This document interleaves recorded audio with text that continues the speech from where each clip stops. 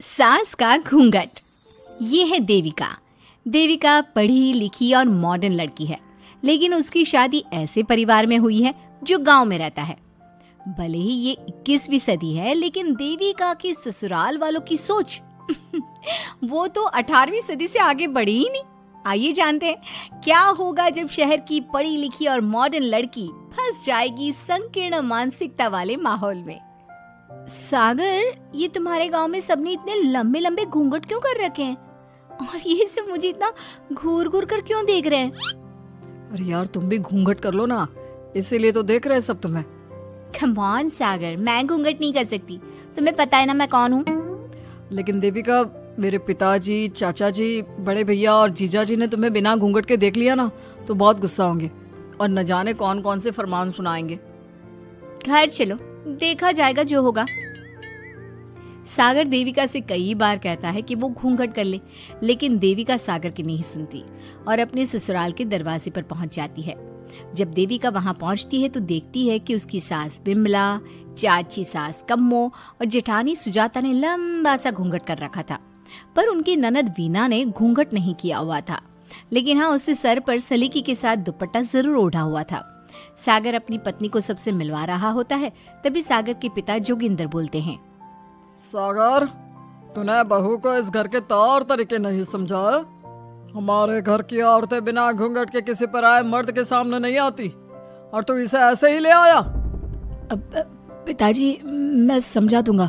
वो नई नई शहर से आई है ना, इसलिए उसे पता नहीं है। सागर की बात सुनकर उसके चाचा जी महेंद्र बोलते हैं, ये बात तो तुझे गांव में कदम रखते ही अपनी बीवी को समझानी चाहिए थी। हमारा गांव में बहुत नाम है।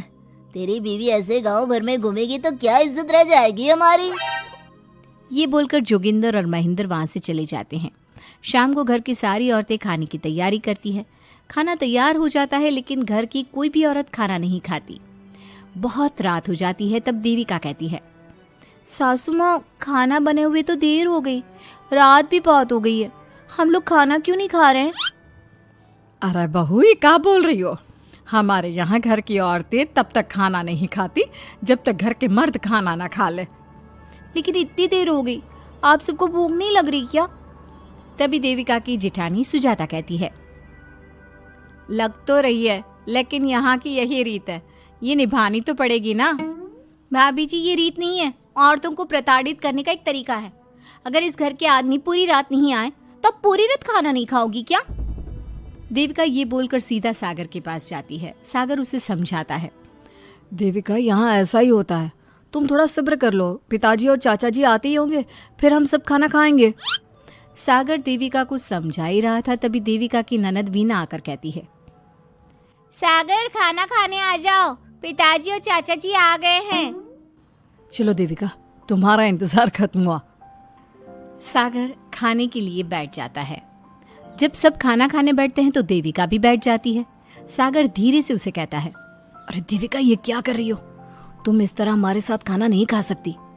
मगर क्यों सागर, मुझे भूख लगी है, सब लोग खा रहे हैं तो मैं क्यों नहीं खा सकती? ये हमारे घर का नियम है, पहले घर के आदमी खाते हैं और बाद में औरतें। लेकिन सागर, हमारे घर में तो ऐसा कोई नियम नहीं है। देविका और सागर में बहस छिड़ जाती है। तब सागर का बड़ा भाई कहता है, सागर, तेरी बीवी को एक बार में समझ में नहीं आता क्या कि इस घर की औरतें मर्दों के खाना खाने के बाद ही खाना खा सकती है? भैया, मैं देविका को यही समझा रहा था। मुझे तो लग रहा है कि इसके दिमाग में कोई बात ही नहीं बैठती एक बार में। भैया, मेरे दिमाग में बात तब बैठेगी ना जब आपकी बात कोई ढंग की होगी। अरे आखिर क्यों घर की औरतों को आप लोगों की बात खाना मिलेगा? हाँ, अब से पहले घर की किसी औरत ने घर की किसी मर्द से इस लहजे में बात नहीं की थी, इसलिए वो सब देविका की बात सुनकर हैरान रह गए। तभी सागर की जीजा और वीना के पति कल्याण जी कहते हैं, ये क्या है सागर, इस घर की दीवारों को औरतों की इतनी ऊंची आवाज सुनने की आदत नहीं है। अपनी बीवी को बोल जरा होश से काम ले और चुपचाप चली जाए। क्यों चली जाऊं मैं चुपचाप? इस घर की औरतें आपकी हर बात बर्दाश्त कर लेंगी, लेकिन मैं शहर की पढ़ी लिखी लड़की हूँ। आपके कोई भी फालतू के रीति रिवाज मैं नहीं बर्दाश्त करने वाली।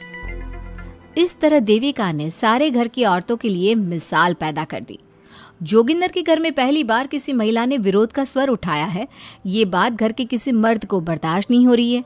तभी जोगिंदर कहता है, महेंद्र, मोहन, इस बेशर्म लड़की को कमरे में बंद कर दो और आज इसे कोई खाना नहीं देगा। अगर किसी ने इसे खाना दिया तो मैं उसे जिंदा नहीं छोड़ूंगा। महेंद्र और मोहन उसे कमरे में बंद कर देते हैं और उसे खाना भी नहीं देते। रात के 3 बज जाते हैं। भूख की वजह से देविका को नींद भी नहीं आती। तभी उसे कुछ महसूस होता है। ऐसा लग रहा है कोई दरवाजा खोल रहा है, लेकिन इतनी रात को कौन हो सकता है? कहीं सागर तो नहीं? देविका उम्मीद भरी नजरों से दरवाजे की तरफ देखती है, लेकिन दरवाजा खोलने वाला सागर नहीं बल्कि विमला और कम्मो है। माँ जी, चाची जी, आप दोनों? बहू, ये ले, हम तेरे लिए खाना लाए हैं, खा ले। और ये बात ना तो किसी को बताना मत कि हमने तुझे खाना दिया है, नहीं तो हमारे मर्द मार मार कर हमारा बुरा हाल कर देंगे। माँ जी, आप यहाँ इतना घुट घुट कर क्यों रहती हो? देविका, अब तू भी इस घर की बहू है, तू भी हमारी तरह रहना सीख ले। इस घर के कायदे कानून अपना ले। इस घर के मर्द तो कभी बदलने वाले हैं नहीं बहू, तो तू ही बदल ले अपने आप को। माँ जी, बदलाव अच्छे के लिए हो तो हमें बदलना चाहिए, बेकार और बेतुकी बातों का तो विरोध करना चाहिए। दोनों ने देविका को समझाने की कोशिश की, लेकिन देविका ने उल्टा उन्हें ही समझा दिया। इसी तरह एक दिन देविका किसी बात पर जोर जोर से हंस रही थी। तभी देविका की सास विमला ने उसे टोकते हुए कहा, अरे बहू, तू इतनी जोर जोर से क्यों हंस रही है? हमारे घर की औरत इतनी जोर जोर से नहीं हंसती।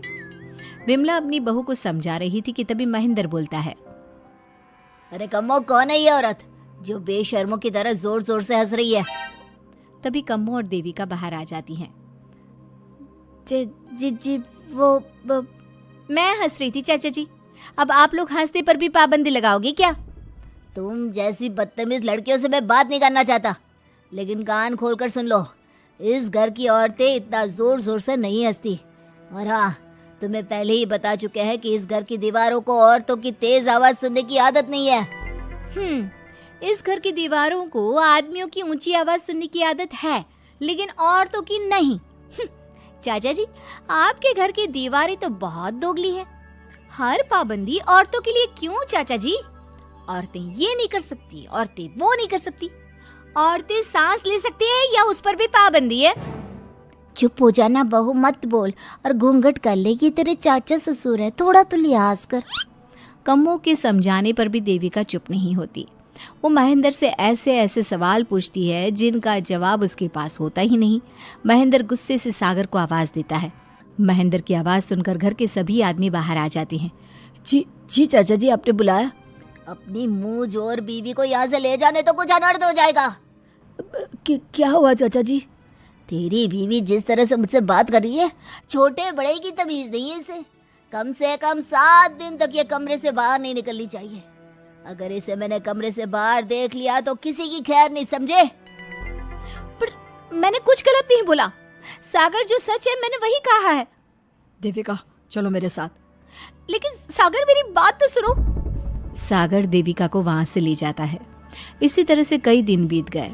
अब देविका अपने ससुराल में हर गलत बात का विरोध करने लगी, लेकिन जितना ज्यादा वो विरोध करती, उसके ससुराल वाले उस पर उतना ही ज्यादा अत्याचार करते।